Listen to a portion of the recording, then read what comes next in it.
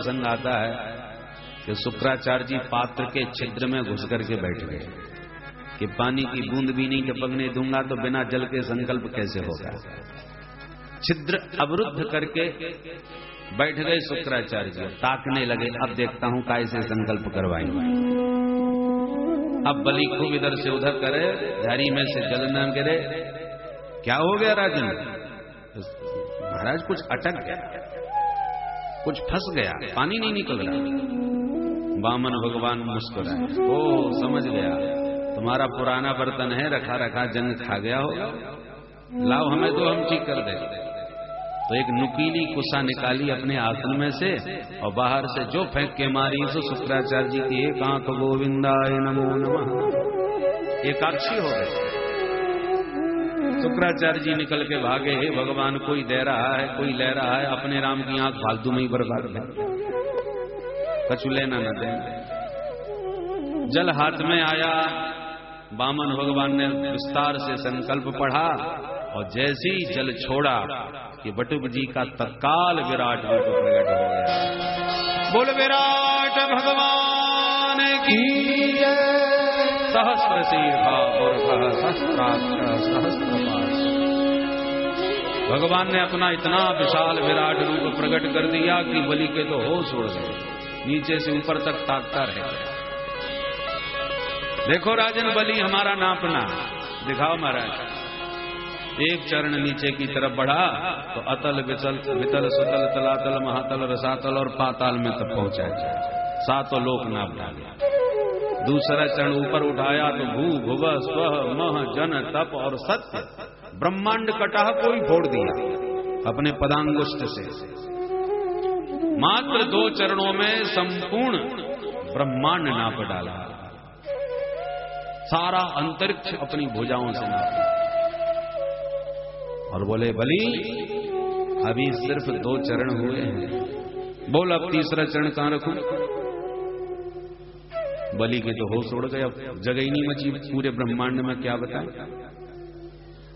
भगवान बोले इतना याद रखना, संकल्पित दान जो नहीं देते वो नरकगामी होते हैं। बड़े भारी दानी बन रहे थे, वचन दिया है तुमने 3 चरण भूमि दान का, अब बोलो वचन निभाओगे या नरक में जाओगे। डांटने लगे। उसी समय जामवंत जी आए, जवानी में थे उस समय, बुढ़े नहीं थे। वो जोश में भरे जामवंत जी ने दौड़ के भगवान की प्रदक्षिणा लगा, मन के समान उनकी गति। भगवान ने तुरंत गरुड़ को आदेश दिया, बांधो इसे, बंधक बना लो। जैसी गरुड़ ने प्रकट होकर बलि को बांधा, जितने भी दैत्य थे सब वामन भगवान को मारने के लिए दौड़े। पकड़ो इस छलिया को, मारो इसको। ते सर्वे वामनम हंतुम सूल पट्टे सपाणया। जैसी मारने को दौड़े, बलि ने कहा सावधान दैत्य वीरो, बुरी तरह मारे जाओगे यदि तुमने युद्ध किया तो।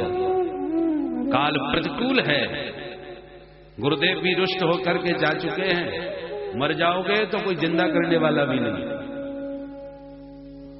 इसलिए प्रतिकूलता के समय में लड़ना ठीक नहीं, और लड़ने का भी मुहूर्त देखना चाहिए। बोलो राधे राधे।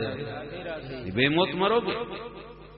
बलि ने जब निर्देश दिया तो सब दैत्य वीर शांत हो गए और भगवान आंखें दिखाई जा रहे हैं बलि को। बोल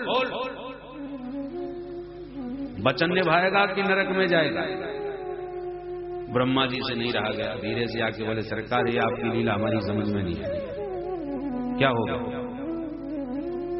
बोले जो आपको तुलसी दल चढ़ा देता है, दूर्वा चढ़ा देता है, उसके ऊपर आप सब इतने रीझ जाते हो कि सर्वस्व दे डालते हो, और जिस बेचारे ने अपना सर्वस्व आपको दे डाला उसे आपने बांध के पटक डाला और डांट दिखा रहे।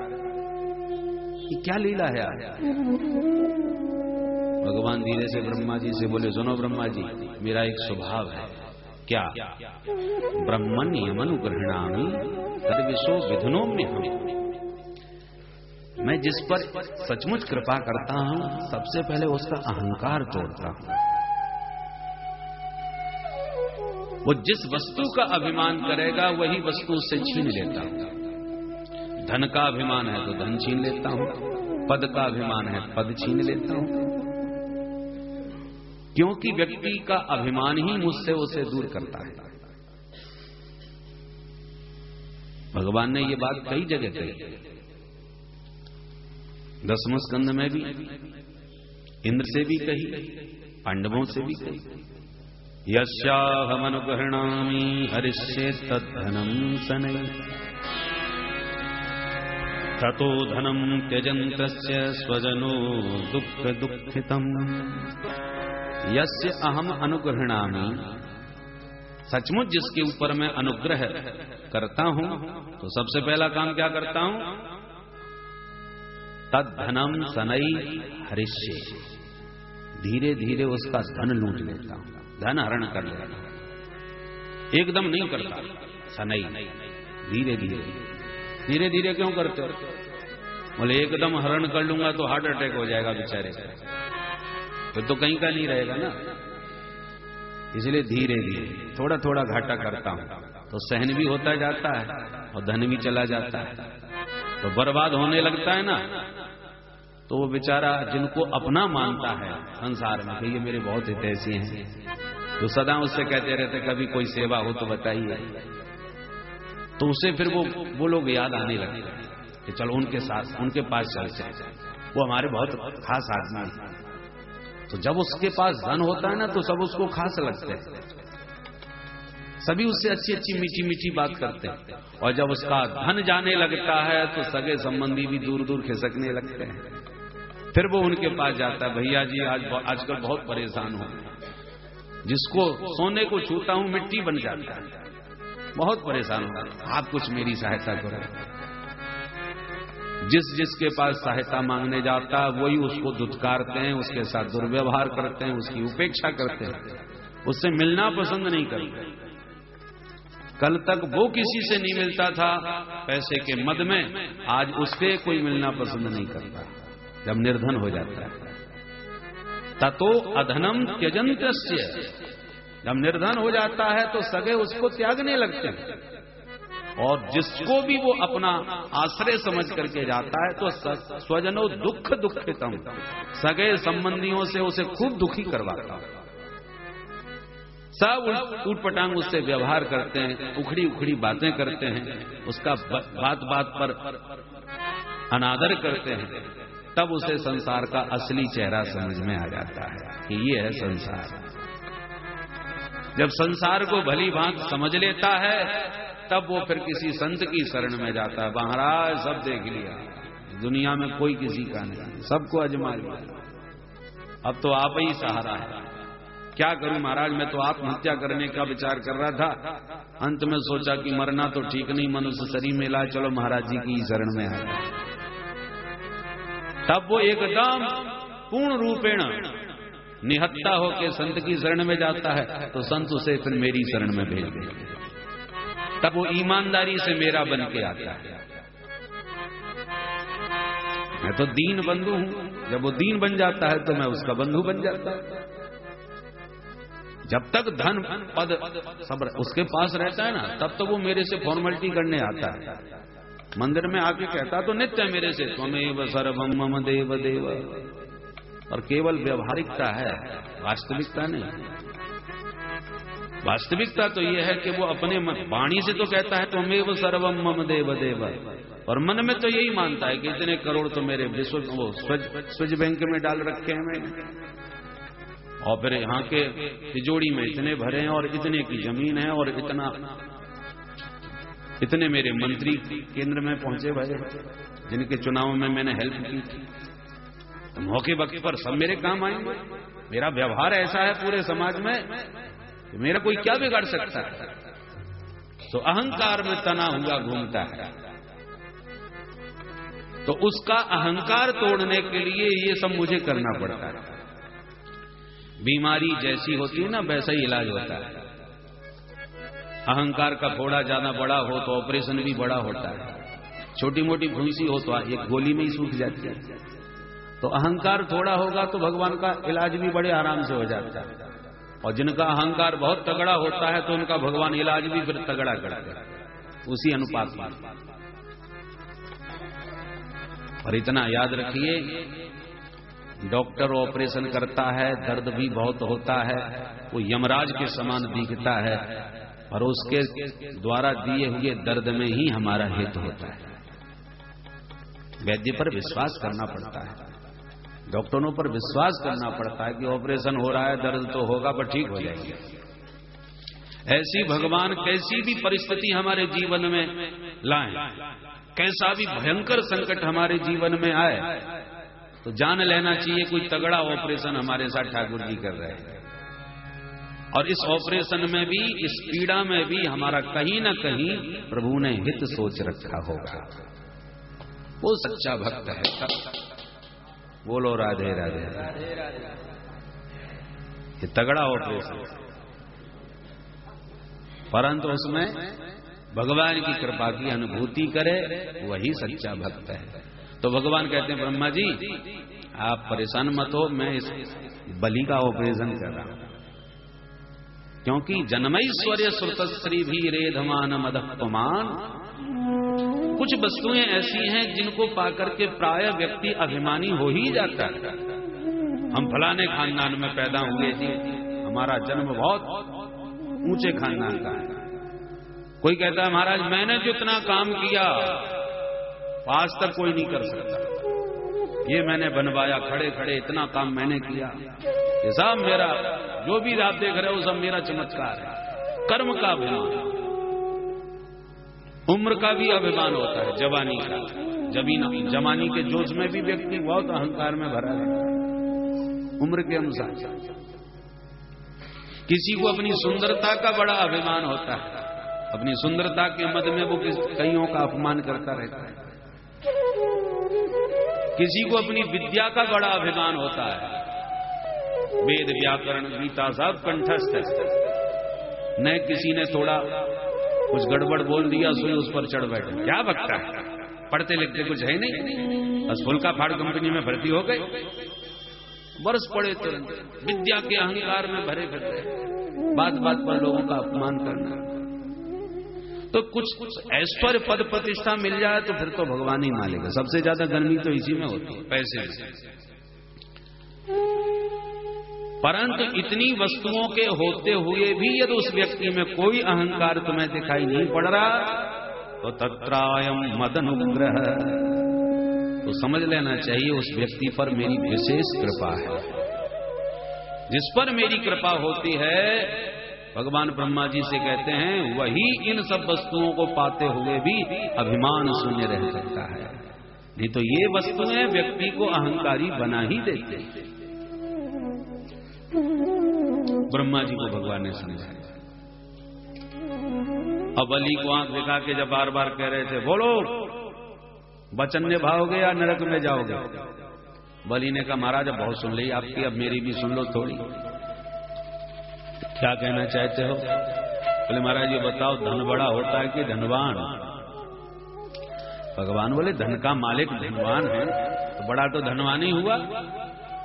तो ठीक है महाराज आपने 2 चरणों में मेरा अभी धन ही धन नापा है, मैं धनवान तो अभी अलग बैठा हूं ना, तो कृपा करके ये तीसरे चरण में मेरे सिर पर अपना तृतीय चरण रख करके मुझ धनवान को भी आप स्वीकार कर लीजिए। पदम तृतीयम कुरु शीर्ष्ण में निजम। भगवान बड़े प्रसन्न हो, बाहरे बली एक बात बता, मैंने तेरा सर्वस्व छीन लिया, तुझे बांध भी दिया और तेरे को इतना डांटा, और फिर भी तूने कितने धैर्य का परिचय दिया, विचलित नहीं हुआ, तुझे डर नहीं लगा? बलि ने कहा महाराज मैं डरता तो कभी नहीं, बिभेमिनाहं निर्यात पदच्युतो न पाशबन्धात् व्यसनातुरत्यया। आपने पदच्युत कर दिया, न बिभेमि, इसका मुझे कोई डर नहीं।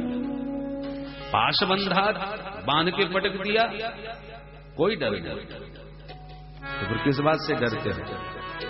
असाधु वादात्, कल कोई ये न कहे कि हिरण्यकश्यप प्रहलाद विरोचन के वंश में ऐसा नालायक पैदा हुआ ये कि एक ब्राह्मण को 3 चरण भूमि का संकल्प करने के बाद भी नहीं दे पाए।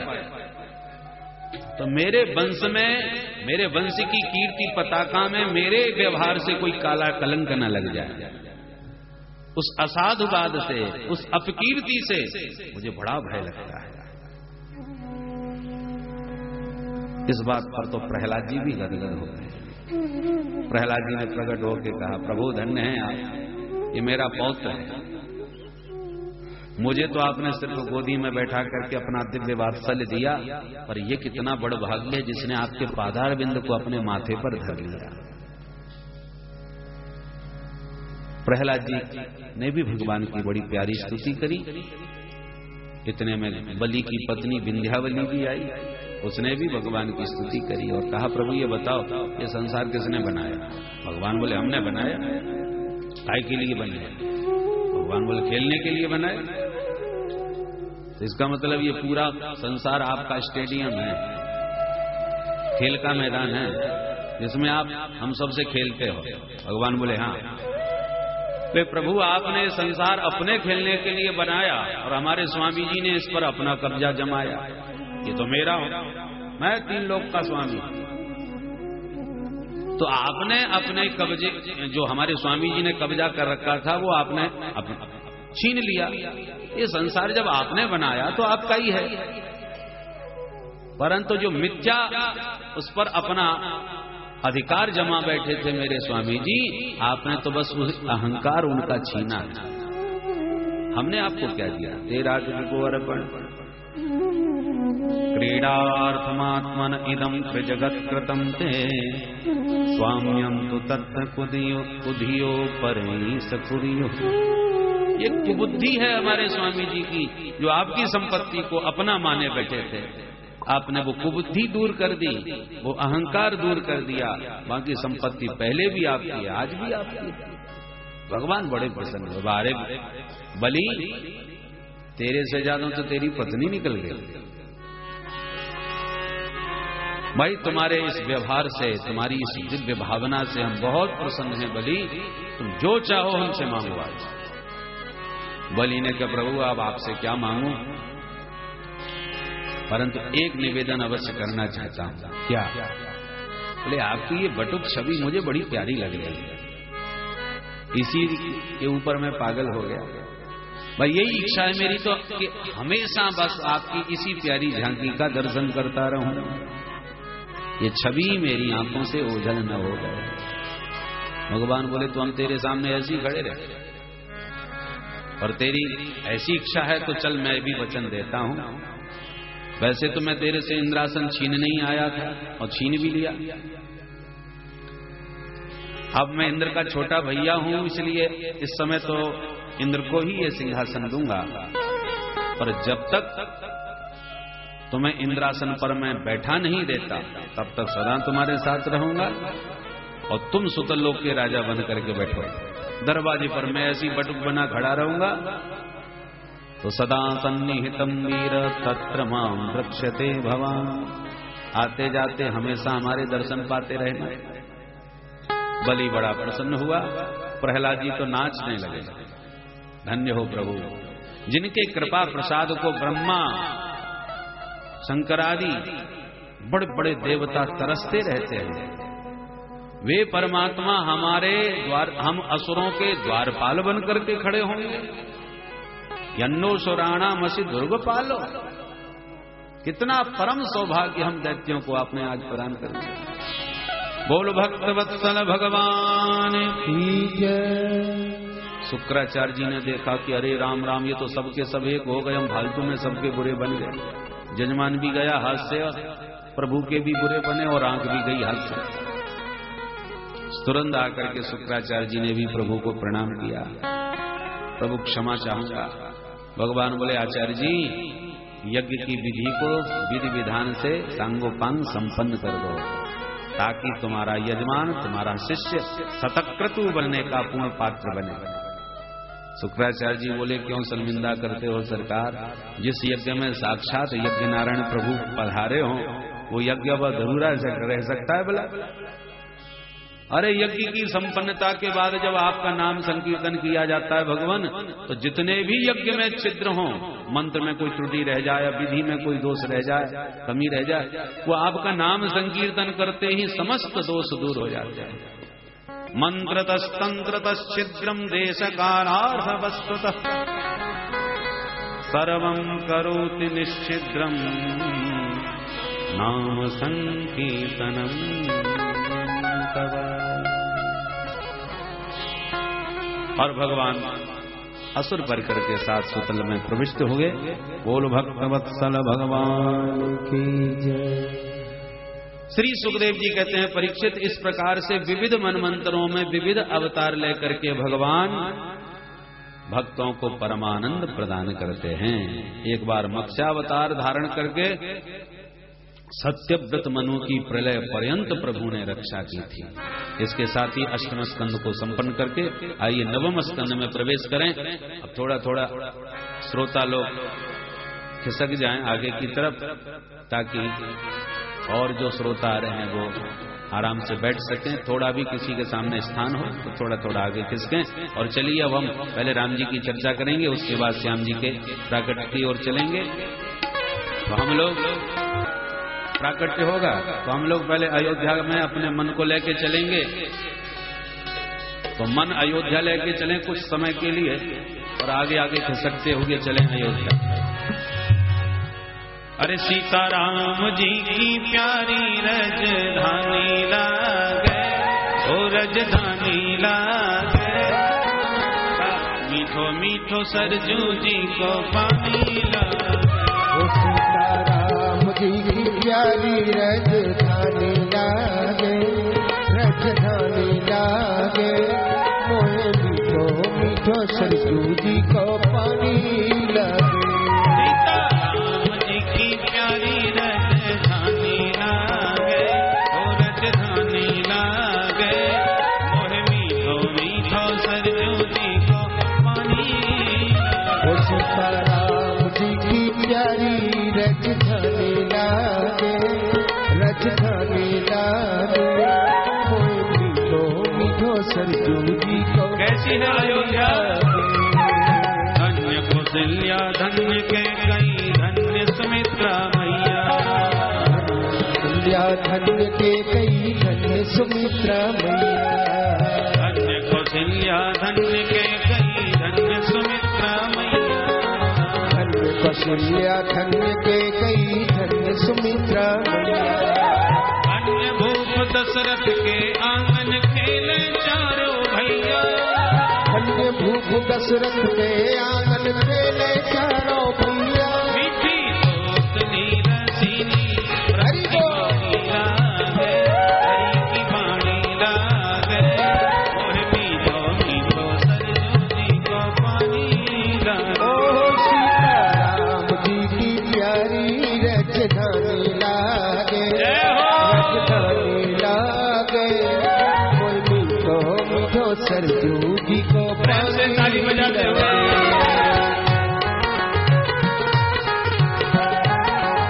हरि बोल।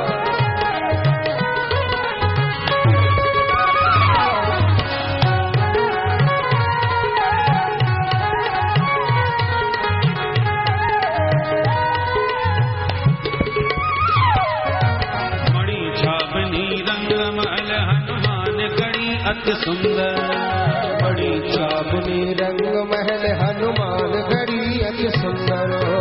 मणि छावनी रंग महल हनुमान गढ़ी अति सुंदर, बड़ी छावनी रंग महल हनुमान गढ़ी अति सुंदर। स्वयं जगत के मालिक बैठे कनक भवन के अंदर, स्वयं जगत के मालिक बैठे कनक भवन के अंदर। सीताराम जी की शोभा सुख खानी लागे, सुख खानी लागे।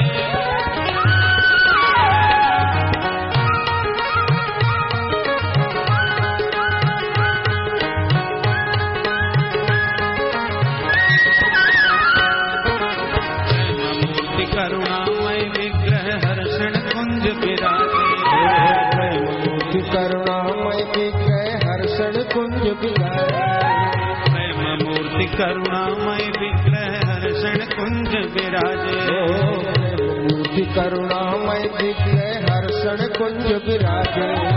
जिन्हें देख सब भक्त मुदित मन मकर ध्वज विराजे। जिन्हें देख सब भक्त मुदित मन मकर ध्वज विराजे। जिनकी परिक्रमा के नए घाट पे झांकी लागे, झांकी लागे। और मीठो मीठो सरजू जी को पानी लागे। हो सीताराम जी की प्यारी जय हो। राजधानी लागे मन मीठो सरजू जी को पानी लागे।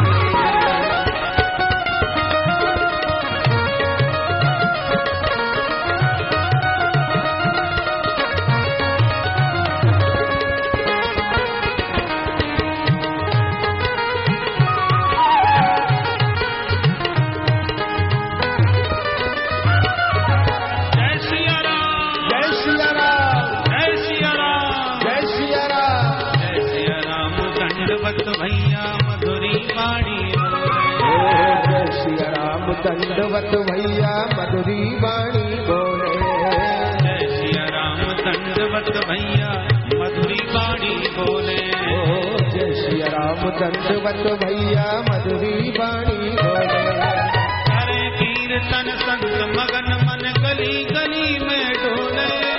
करे कीर्तन संत मगन मन गली गली में डोले। सीता राम नाम धुन प्यारी मस्तानी लागे, ओ मस्तानी लागे।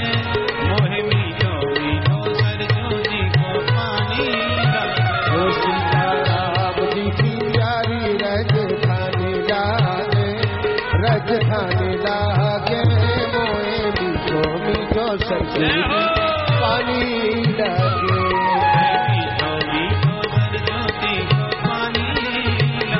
मोहे मीठो मीठो सरजू जी का पानी लागे। राम पाहि माम सीता राम पाहि माम। राम पाहि माम सीता राम पाहि माम।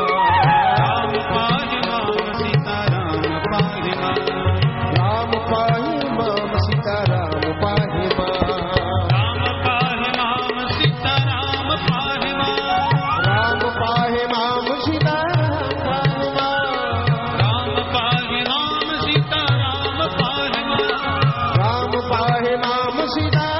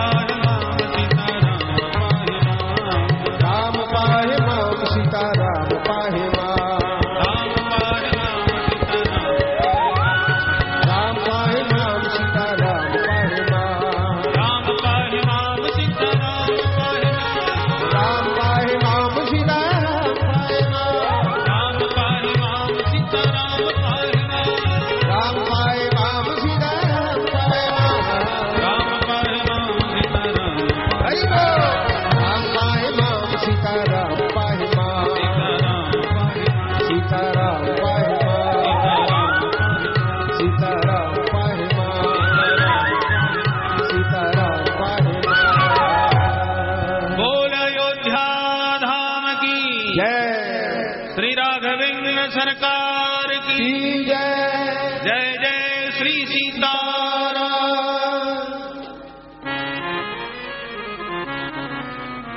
महामुनि श्री सुखदेव जी कहते हैं, परीक्षित विस्तार से मैं तुम्हें सूर्यवंश यदि सुनाने लगूं तो 100 वर्षों में भी सूर्यवंश का वर्णन संभव नहीं है। न शक्यते विस्तरतुम वक्तुम वर्ष सतैरपि। इसलिए बहुत संक्षेप में आप सूर्यवंश का श्रवण करें। भगवान श्री हरि नारायण के दिव्य नाभि कमल से ब्रह्मा जी का जन्म हुआ। ब्रह्मा जी से मरीचि मुनि, मरीचि के बेटा कश्यप मुनि, कश्यप के पुत्र विवस्वान सूर्य, विवस्वान पुत्र श्राद्धदेव मनु, जिनकी श्रद्धा नाम की पत्नी। श्रद्धा होगी तो ही श्राद्ध होगा। तो श्राद्धदेव और श्रद्धा देवी दोनों का संबंध है, परंतु कोई संतान नहीं हो रही थी मनु महाराज के। तो सूर्य वंश के आदि पुरोहित महाराज वशिष्ठ जी, वशिष्ठ जी से जब सूर्य वंश का पुरोहित बनने के लिए कहा गया तो बोले नहीं नहीं, ये पुरोहित कर्म बहुत निंदनीय होता है, हम पुरोहिताई नहीं करेंगे। क्यों? बोले ब्रह्म तेज क्षीण होता है, निंदनीय कर्म होता है। मैं तो भगवत तत्व की प्राप्ति करना चाहता हूं, जैसे हमारे भैया सनकादिकों ने किया। ब्रह्मा जी ने प्यार से समझाया, सुन बेटा, सनकादिक जिस तत्व की प्राप्ति के लिए इतनी तपस्या करते हुए जगह जगह डोल रहे हैं, वही परम तत्व इसी सूर्य वंश में मूर्तिमंत बालक बन के प्रकट होने वाला है। और तुम यदि इस वंश के पुरोहित बन गए तो जिस तत्व के पीछे तत्व अन्वेषण सनकादिक करते हुए रहे हैं, वे ही स्वयं प्रकट होकर के तुम्हारे कल चरण दबाए, हमारे चेला बना। अच्छा, ये बात है तो ठीक है, स्वीकार है। ब्रह्मा जी के समझाने पर पुरोहित बन गए वशिष्ठ जी, और इस वंश की रक्षा करते हैं, क्योंकि इसी वंश में फिर प्रभु आएंगे तो वो मेरा मेरे चेला बनेंगे और मैं उनको खूब जी भर के निहारूंगा और मेरा पुरोहित बनना सार्थक हो जाएगा। पर जब मनु महाराज ने कहा जब बच्चा ही नहीं हो रहा तो कैसे काम चलेगा महाराज? बोले नहीं, ऐसे कैसे हो, यज्ञ करो। करवाओ महाराज। यज्ञ होने लगा, रानी की इच्छा हो रही है कि बिटिया हो जाए, राजा चाहते हैं बेटा हो जाए। रानी जी ने पंडित जी के कान फूंक दिए, पंडित जी ऐसा मंत्र पढ़ना कि बिटिया हो, मुंह मांगी दक्षिणा दिलवाऊंगी, और बेटा हो गया तो पंडितों की सबकी दक्षिणा मैं कटवाऊंगा। तो ब्राह्मणों ने उसी भावना से यज्ञ किया, फलस्वरूप बिटिया का जन्म हो गया। रानी तो गदगद हो गई और राजा का मुंह लटक गया। इतिहास की ये पहली मां है जो बेटी के लिए संघर्ष कर रही है। नहीं तो सबसे ज्यादा बेटी का नाम सुनकर के माताओं की शकल बदल जाती है। बिटिया के जन्म पर पिता को उतनी समस्या नहीं आती जितनी माताओं को होती। सासू जी का मुंह अलग लटक जाएगा, मैया का मुंह अलग भूल जाएगा। अरे इतने कष्टों के बाद, इतने दिनों के बाद भाई भी तो बिटिया भाई, ऐसे मुंह बिगाड़ लेती है। परंतु ये मां ऐसी है जो बेटी के लिए संघर्ष कर रही है। राजा को पता चला तो गुरुदेव के पास गए, गुरुदेव ये तो बिटिया हो गई। वशिष्ठ जी ने कहा होना तो नहीं चाहिए, हो कैसे गई? अब हो गई तो हो गई, ले जाओ। नहीं नहीं गुरुदेव, मुझे तो बेटा ही चाहिए। बोले अब चाहने से क्या होता? अब तो जो हो गया सो हो गया। अरे गुरुदेव, आप सर्व समर्थ हो, कुछ भी कर सकते हो, आप कृपा करो तो इस बिटिया को ही बेटा बना सकते हो। राजा ने जब दुराग्रह किया तो फिर वशिष्ठ जी को वही करना पड़ा। वशिष्ठ जी ने उस बिटिया को ही बेटा बना दिया। बोलो राधे राधे। तो वैज्ञानिक जो काम अब कर रहे हैं वो हमारे महात्मा लोग हजारों साल पहले करके छोड़ दिए। हमारे ऋषियों का विज्ञान कितना विकसित था कि पुराणों की इन कथाओं से पता चलता है।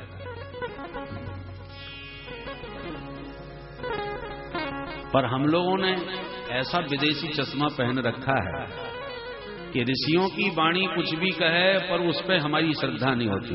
इन वचनों को हम पहले कोप कथा कहते थे। क्या गप्पे पुराणों में लिख रखी है, बिटिया को बेटा बना दिया, कैसे हो सकता है? गप्पे लगती थी।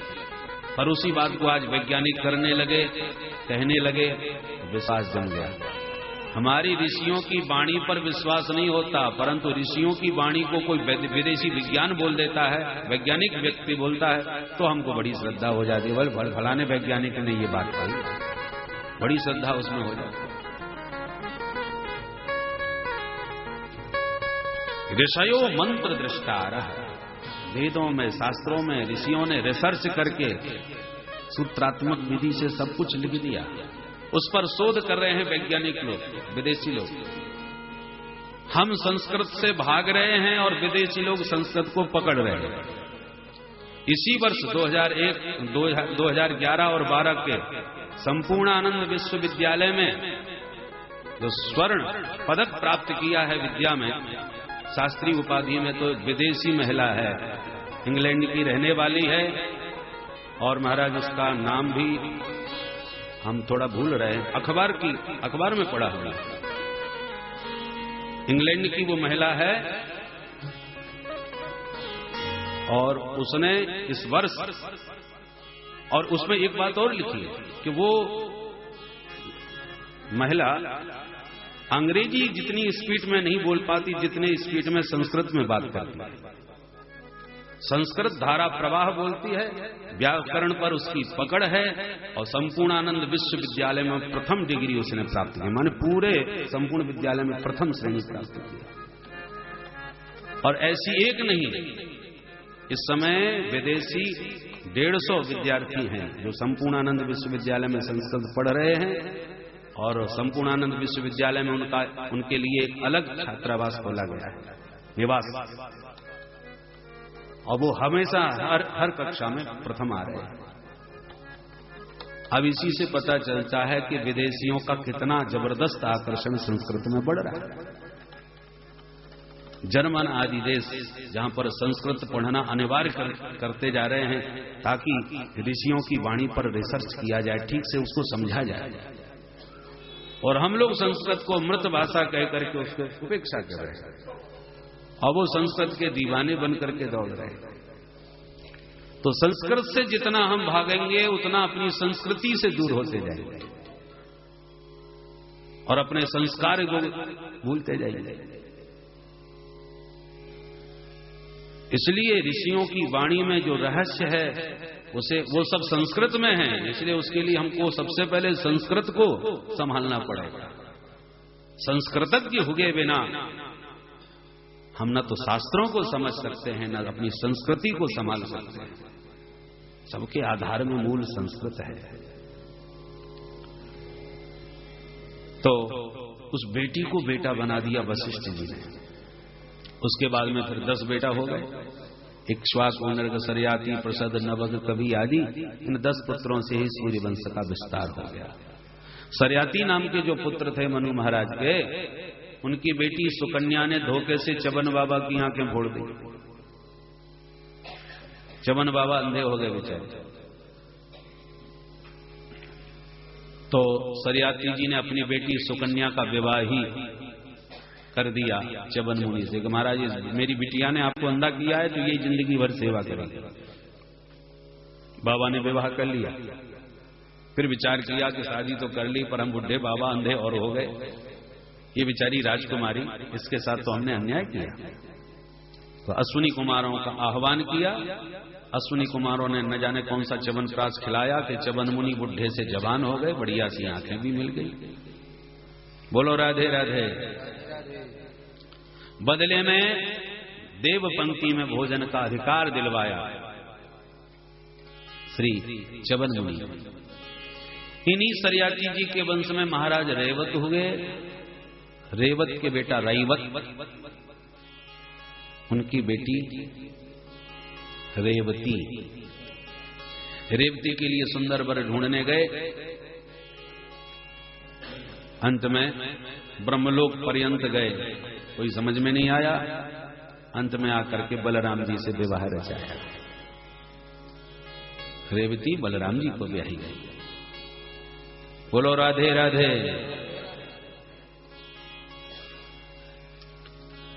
इसी वंश में आगे चल करके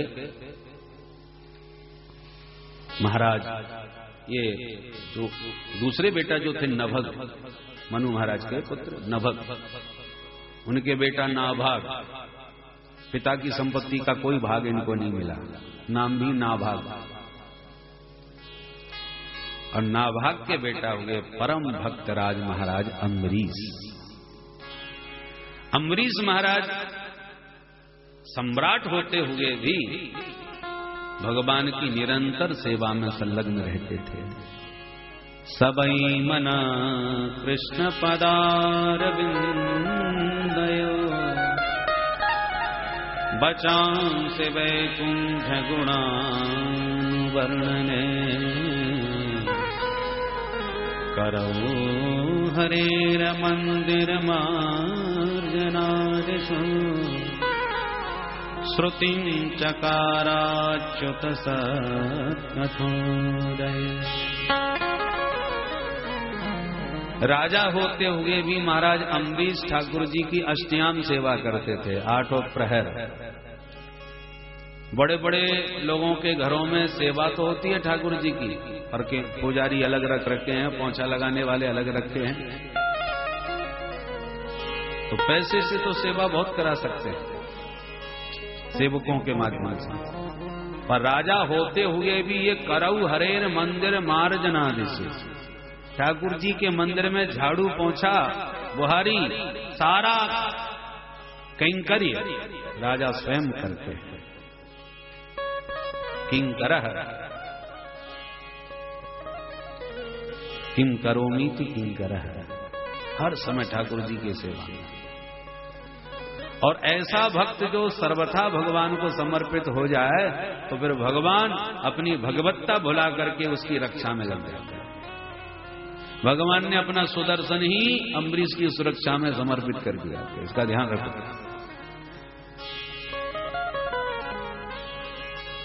ऐसे महाभागवत अम्बरीश एकादशी का व्रत किया, हम लोगों की तरह नहीं, बिल्कुल निराहार, पानी तक नहीं पिया। जब द्वादशी तिथि आई तो संयोग से द्वादशी का क्षय था, त्रयोदशी कुछ ही घड़ी के बाद लगने वाली थी, तो द्वादशी में पारण फटाफट करने लगे। त्रयोदशी लगे उससे पहले मैं फटाफट द्वादशी तिथि में पारण करना। और जैसी तैयारी हो गई पारण करने की, उसी वक्त दुर्वासा मुनि यहाँ पहुंचे। आइए आइए महाराज, आप भी प्रसाद पाइए। बाबा बोले अवश्य पाएंगे, पर अभी संध्या बंदन नहीं हो पाया है। यमुना जी से नहा के संध्या बंदन करके अभी लौटते हैं, तब तक तुम तैयारी करो, कह के चले। अब किसकी हिम्मत है जो दुर्वासा जी को रोक ले, महाराज भोजन का समय हो गया, पहले भोजन पा जाओ, फिर जहां मर्जी आवे जाओ। ऐसा थोड़ी होता है।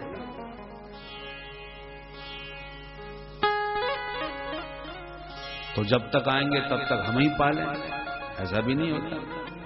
जिसको निमंत्रण दिया हो पहले उसको पवाओ, उसके बाद में पाओ। बोले महाराज जी तो आते रहेंगे, पहले पाओ। बाबू 12 तो बज गए, अब कब तक उनकी प्रतीक्षा करें? ऐसा नहीं। अम्बरीश महाराज बड़े दुविधा में कि तिथि निकली जा रही है और महाराज जी आए नहीं, अब क्या करूं मैं। ब्राह्मणों से परामर्श लिया और अंत में भगवत चरणारविंद का जो चरणामृत था उसका आचमन करके व्रत खोल। और जैसे ही व्रत खोला उसी वक्त दुर्वासा मुनि आ गए। पता लगा कि व्रत खोल लिया, स्वयं महात्मा की आंखें लाल। यो माम अतिथिमायातम आतिथ्येन निमंत्र च अदत्वा भुक्तवांस्तस्य सद्यस्य दर्शये फलम। मेरे जैसे अतिथि को प्राप्त करके निमंत्रण भी दे करके तूने मुझे पवाए बिना पा कैसे लिया, व्रत खोल कैसे लिया? अभी उसका फल चकाता है। जटा उखाड़ के पटक दी, उससे बड़ी भयानक कृत्या पैदा हो गई और जो विकराल मुंह फाड़ करके राजा को खाने दौड़ी तो राजा तो हाथ जोड़ के खड़े हो गए, अपराधी हूं, जो चाहो सो दंड दो महाराज। राजा तो हाथ जोड़ करके प्रार्थना करने लगे और रक्षिष्यति इति विश्वास हो। वैष्णव की निष्ठा भगवान पर होती है, वो ही उसकी रक्षा करें, इसलिए कुछ भी नहीं किया, हाथ जोड़ के खड़े रहे। और जैसी कृत्या खाने आई कि दिव्य सुदर्शन प्रकट हो गया, पट्ट से भस्म कर दिया। बोल भक्तवत्सल भगवान की जय। सुदर्शन चक्र ने कृत्या को भस्म किया सो किया, दुर्वासा मुनि के पीछे पड़ गए। दुर्वासा मुनि तो सुदर्शन का दर्शन करते ही दौड़ खड़े हो गए। कि अब ये नहीं छोड़ेगा हमको, ये तो भगवान का दिव्य अमोघ अस्त्र है, इससे कौन बच सकता है। आगे दुर्वासा तो पीछे पीछे सुदर्शन। ब्रह्मा जी की शरण में गए, हे विधाता आप ही सृष्टि करता, मेरी रक्षा करो। किससे रक्षा करनी, क्या संकट आ गया? बोले महाराज ये सुदर्शन पीछा कर रहा है। सुदर्शन का नाम सुनते ही घबरा गए ब्रह्मा जी, चल जल्दी भाग यहां से, नहीं तो तेरे लपेटे में मैं भी आ जाऊं। घबरा करके बेचारे वहां से भागे, शंभु की शरण में गए, हे भोलेनाथ हम तो आपके ही अंश हैं, आप तो हमारी रक्षा करो। किससे